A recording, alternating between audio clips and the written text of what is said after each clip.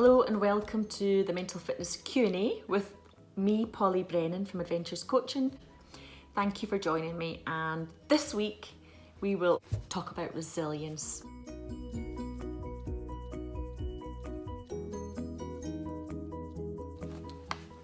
How to build your resilience. I've got a question here, so I'm going to share that with you. I would like to be a resilient person, but I've always felt very weak. When life gets tough and avoid, and it's letting me feel like a coward, what would you advise?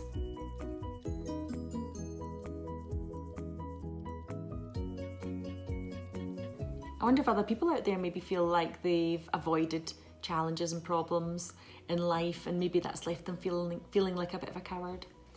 What I'd firstly like to say is that different strategies can be helpful at different times. You probably haven't identified with the actions you take as maybe being strategies, but they are. There are different ways that we can address times of adversity, and there is no one size fits all, and there's no right or wrong. So I'm just going to share with you that some of the things that people do when life gets tough.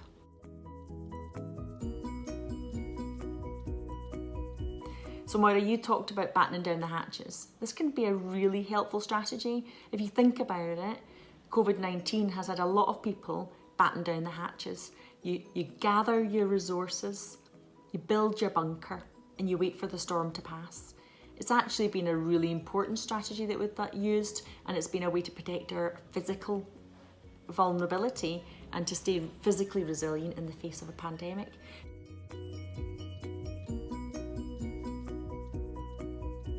So is that what we can do is we can rise after the event stronger. So there will be times in life when actually battening down the hatches is a helpful thing to do. However, if it helps you avoid what you really need to do in life, then perhaps not.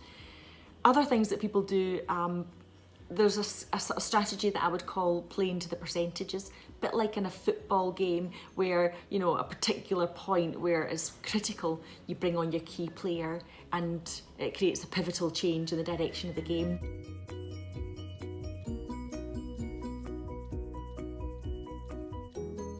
Sometimes in life we do this, don't we? We are aware that there's something needs tackling, yet we choose not to tackle it in that moment.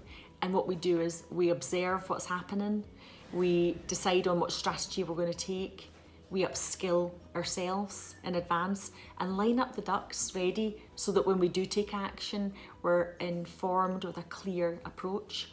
That's also another way of approaching challenges, and maybe this is one that you use yourself and haven't really recognised what a valuable technique it is.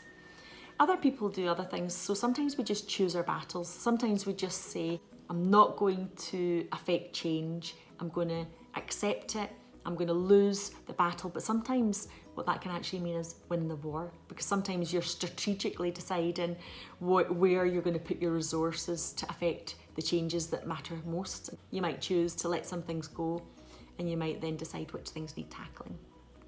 Another thing that we sometimes do is we build a protective layer. So people are going out in PPE kit to face the world and stay safe. Sometimes we do this in life. Now, when I go out on my bike, I put a cycle hat on. It's a hard hat and it keeps my head safe from injury, or hopefully safe. This is a strategy I use.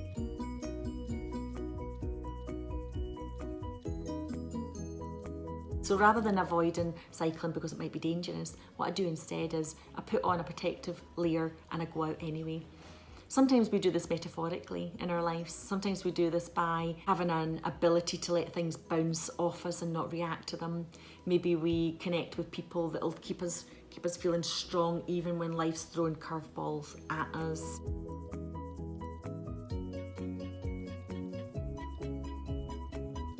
Maybe we'll increase our acts of self-care at times when life gets more difficult. Maybe we'll adapt our expectations. There's lots of different ways to deal with times when we feel vulnerable. My final word on building resilience and building your resilience is this. Being resilient doesn't happen in the absence of vulnerability. Sometimes resilience is simply overcoming challenging times, adversities, and being able to find a way through it, survive, Our success at surviving difficult days so far is 100%.